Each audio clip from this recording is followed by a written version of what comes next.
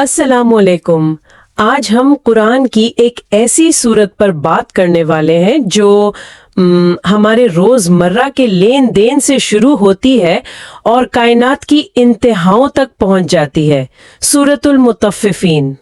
हमारे पास एक YouTube video का मतन है जो इसके छुपे हुए असबाक को खोलता है, और आज की इस गहरी बातचीत में हमारा मकसद उन गहराइयों तक पहुंचना है। वालेकुम अस्सलाम। और ये वाकई एक गैर मामूली सूरत है। ये हमारे बाजारों, दफ्तरों और आप कह लें दुकानों में होने वाली छोटी छोटी बेईमानियों को सीधा कायनात के दो हतमी मुकामात से जोड़ देती है। ये हमें बताती है कि हमारे आमाल का रिकॉर्ड कहाँ रखा जा रहा है और इसका हमारी रूह पर क्या असर होता है। तो आइए शुरू करते हैं इसके मरकजी किरदार से, यानी मुतफ्फिफीन। माखिज बताता है कि ये सूरत मदीना के एक खास तिजारती पसे मंजर में नाजिल हुई। वहाँ क्या हो रहा था उस वक्त? ये मदीना उस वक्त एक तिजारती मरकज बन रहा था, और वहाँ एक आम रिवाज था जिसे हम आज की जुबान में डंडी मारना कहते हैं। डंडी मारना, सही। माखज में अबू जहैना नामी एक शख्स का जिक्र है जो इस रवैये की बेहतरीन मिसाल था। उसके पास दो अलग अलग पैमाने थे। जब वो किसी से कोई चीज खरीदता, जैसे किसी किसान से गल्ला, तो बड़ा पैमाना इस्तेमाल करता ताकि थोड़ा ज्यादा मिल जाए। अच्छा। और जब किसी ग्राहक को बेचता तो छोटा पैमाना इस्तेमाल करता ताकि थोड़ा सा कम देना पड़े। यानी हर सौदे में थोड़ा सा नाजायज मुनाफा। ये तत्फीफ का लफ्ज भी तो उसका मतलब ही मामूली सी कमी करना है। ये कोई खुली डकैती नहीं, बस एक छोटी सी हेरा फेरी है। शायद कोई गौर भी न करे, लेकिन कुरान इस बज़ाहिर छोटी सी हरकत के लिए एक बहुत ही खौफनाक लफ्ज इस्तेमाल करता है, वैलुन, यानी हलाकत और बर्बादी। बिल्कुल। और यहीं पर बात बहुत गहरी हो जाती है। ये वैल जो है, ये जहन्नम की एक वादी का नाम है। रिवायात में आता है कि ये इतनी हौलनाक है कि बाकी जहन्नम भी उससे पनाह मांगती है। कहते हैं कि पहाड़ अगर उसमें डाले जाएं तो पिघल जाएं। एक मिनट, ये बात कुछ लोगों को बहुत शदीद लग सकती है। मतलब सिर्फ थोड़ी सी डंडी मारने पर, जिससे शायद किसी को चंद रुपयों का ही नुकसान हो, इतनी बड़ी सजा क्यों? माखिज इस तजाद को कैसे बयान करता है कि एक इतने छोटे गुनाह की इतनी बड़ी सजा क्यों है? बेहतरीन सवाल है। माखिज इसकी दो वजूहात की तरफ इशारा करता है। पहली वजह तो इस अमल के पीछे की नीयत है। ये एक छोटी सी चोरी नहीं है, ये एक सोचा समझा मुनज़्ज़म धोखा है। ये दूसरे इंसान के भरोसे को तोड़ना है। दूसरी और ज्यादा अहम वजह यह है कि यह माशरे की बुनियादों को खोखला कर देता है। जब तिजारत में ईमानदारी खत्म हो जाती है तो मईशत तबाह हो जाती है। ये एक ऐसा जहर है जो आहिस्ता आहिस्ता पूरे निजाम में फैल जाता है। आजकल तो हम हर जगह देखते हैं इसे। दूध में पानी, मसालों में मिलावट, दवाओं में हेराफेरी। बिल्कुल, ये सब इसी तत्फीफ की जदीद शक्लें हैं, और ये माशरे का कैंसर है। तो अल्लाह की नजर में ये छोटा गुनाह नहीं, ये समाजी इंसाफ का कत्ल है। तो अल्लाह की नजर में ये छोटी सी डंडी मारना इतना बड़ा जुर्म है कि उसकी सजा जहन्नम की सबसे गहरी वादी है। और ये सजा इसलिए हतमी है क्योंकि इंसान का हर अमल एक ऐसी जगह पर दर्ज हो रहा है जहां कोई तब्दीली मुमकिन नहीं। जी बिल्कुल। और इसी नाकाबिल तब्दीली रिकॉर्ड की बात सूरत आगे करती है। ये वो नुक्ता है जहां बात हमारे बाजारों से निकलकर कायनात के पुरअसरार गोशों में दाखिल होती है। और ये सिज्जीन और इल्लीन का तस्वुर, ये महज फाइलिंग कैबिनेट नहीं है, ये तो हमारी अब्दी मंजिल का पता है। आइए इस पर बात करते हैं।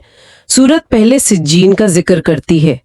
ये क्या जगह है? जी, सिज्जीन का लफ्ज जो है वो सज्जन से निकला है। अच्छा, यानी कैद खाना। बिल्कुल, कैद खाना।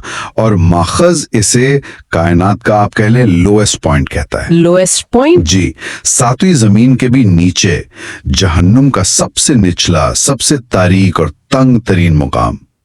یہ وہ جگہ ہے جہاں بدکاروں اور گنہگاروں کی زندگی کا پورا ریکارڈ، جسے کتاب مرقوم یعنی ایک مہر شدہ رجسٹر کہا گیا، ہمیشہ کے لیے قید کر دیا جاتا ہے۔ 1 منٹ، تو یہ صرف ریکارڈ رکھنے کی جگہ نہیں بلکہ یہ ریکارڈ خود ایک قید خانے میں پھینک دیا جاتا ہے؟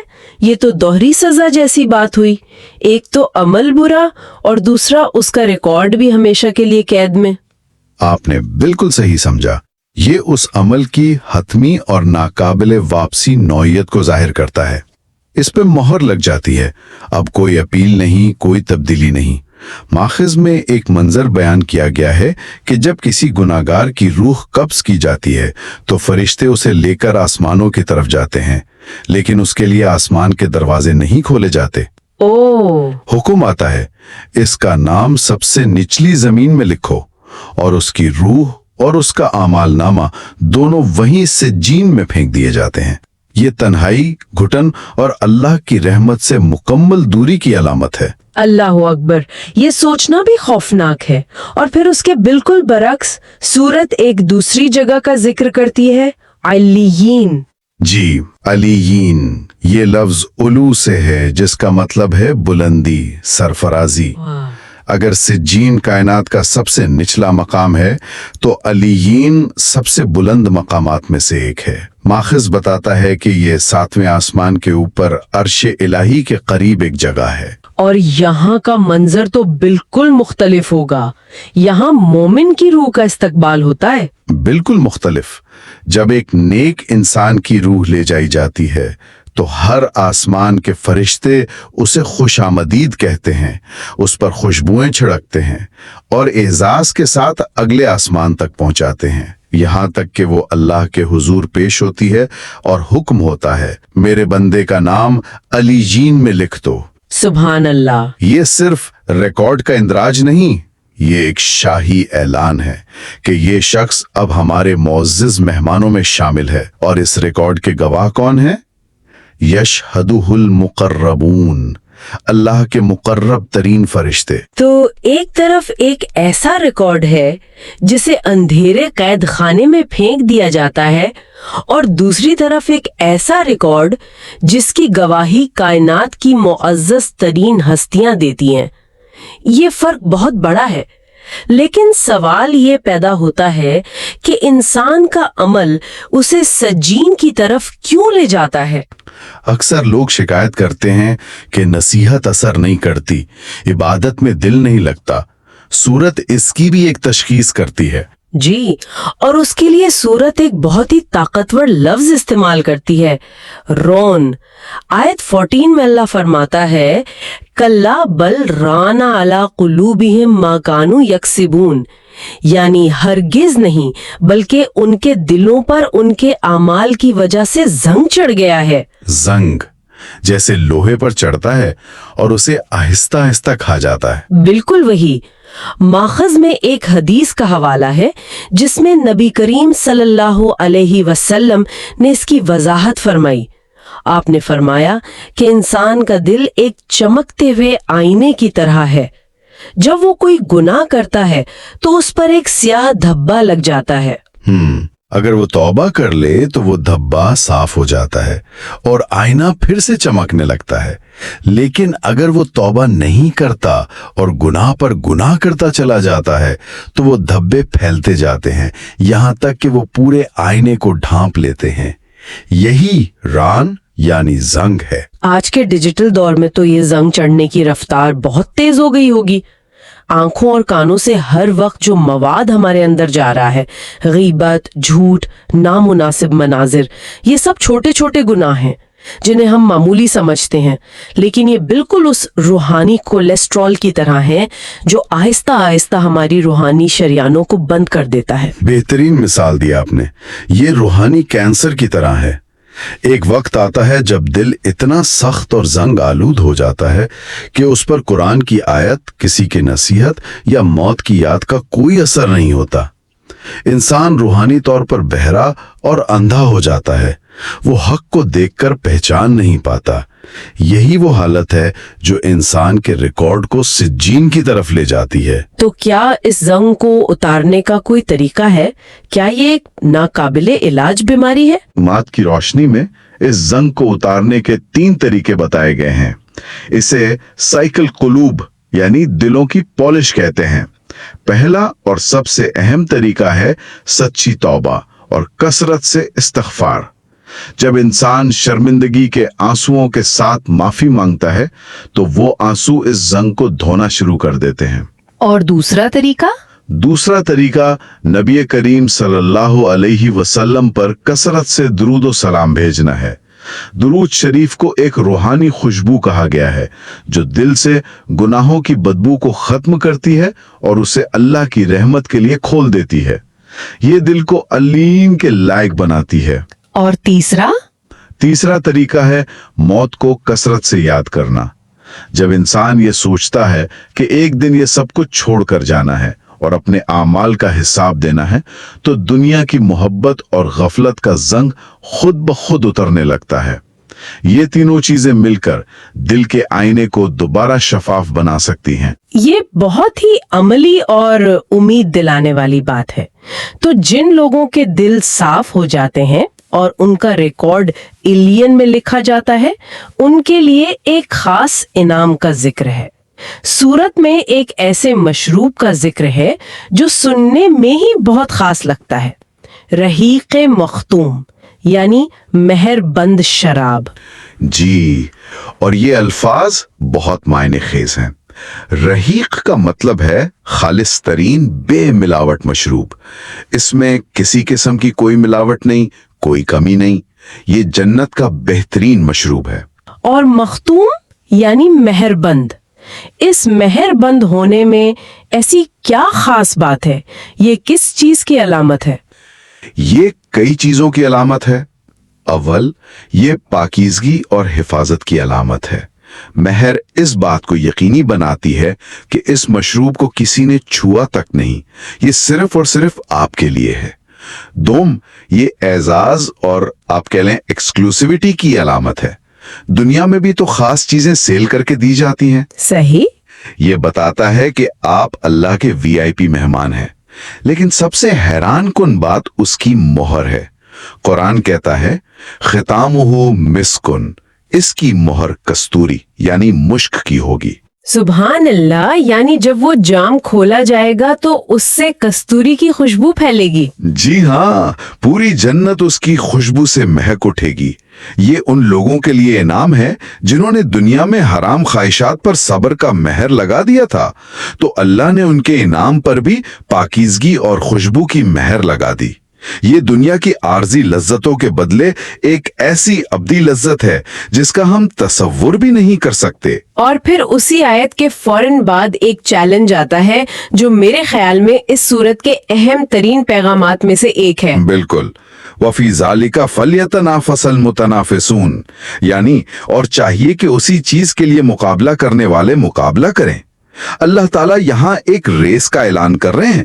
وہ فرما رہے ہیں کہ اگر مقابلہ کرنا ہی ہے، اگر ایک دوسرے سے آگے بڑھنا ہی ہے، تو تمہارا مقابلہ گھر، گاڑی، بینک بیلنس یا سوشل میڈیا فالوورز پر نہیں ہونا چاہیے۔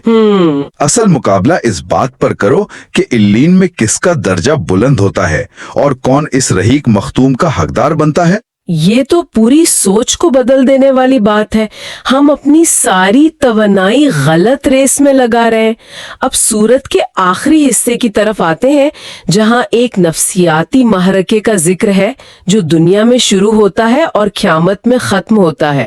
یہ ان لوگوں کے بارے میں ہے جو ایمان والوں کا مذاق اڑاتے ہیں۔ جی، یہ ایک بہت ہی گہری نفسیاتی حقیقت ہے۔ ماخذ میں مکہ کا وہ منظر بیان کیا گیا ہے جب کفار کے بڑے بڑے سردار ابو جہل اور اس جیسے لوگ غریب صحابہ جیسے حضرت بلال، حضرت عمار رضی اللہ عنہم کو دیکھتے تو کہکہے لگاتے۔ اللہ! وہ آنکھوں سے اشارے کرتے، تانے دیتے اور اپنے گھر جا کر فخر سے بتاتے کہ آج ہم نے محمد کے ساتھیوں کا کیسے مذاق اڑایا۔ وہ کہتے تھے کہ یہ پھٹے پرانے کپڑوں والے جنت میں جائیں گے۔ اور یہ رویہ آج بھی زندہ ہے. جب کوئی نوجوان دین پر چلنے کی کوشش کرتا ہے، داڑھی رکھتا ہے، یا کوئی لڑکی حجاب کرتی ہے تو اسے بیکورڈ، قدامت پسند اور نہ جانے کیا کیا کہہ کر مذاق اڑایا جاتا ہے. یہ ایک بہت تکلیف دہ تجربہ ہوتا ہے.